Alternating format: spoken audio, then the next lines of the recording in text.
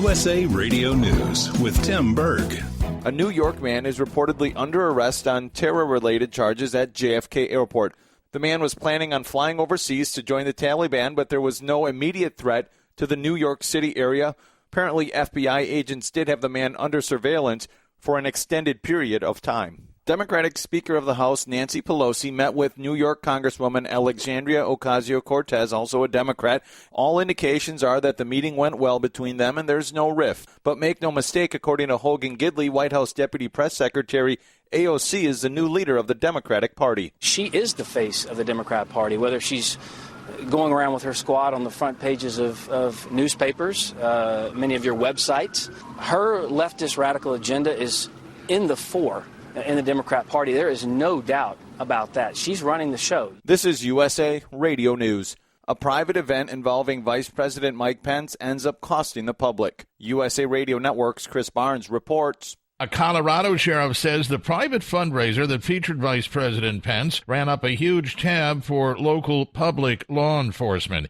Pitkin County Sheriff Joe DeSalvo says no one connected to the fundraiser is talking to him about the $24,000 cost that was connected to the Pence visit to Aspen on Monday. DeSalvo telling the Aspen Daily News he's not through asking for the money, which he believes should be paid by Pence's fundraiser organizer, because he says the vice president's appearance was for purely political reasons and not public. Federal investigators apparently learned about elements of the college admissions cheating scandal several years ago, but failed to connect the dots. According to the Los Angeles Times, a Miami businessman who was just convicted of federal health care fraud also had connections to Rick Singer.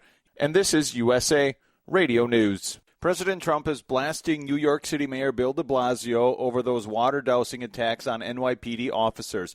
The president is calling de Blasio a bad mayor and blaming the incidents in which people have thrown buckets of water on police tragic.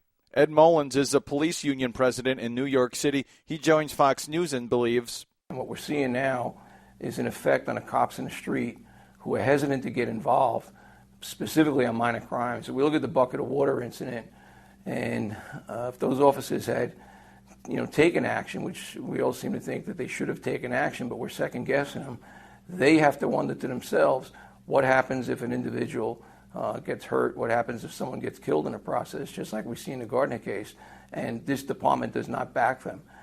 We have a video going around now of officers verbally being abused on a subway train.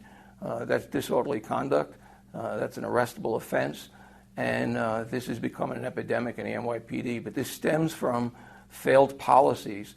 We're days now since these videos started to appear, and the information that the department has put out has been nothing more than informative as to what the laws are. And Apple is paying $5 billion to buy the majority of Intel's 5G smartphone modem business. The deal was announced on Thursday and includes intellectual property and equipment from Intel. This means we can expect Apple to be producing 5G modems for its smartphones.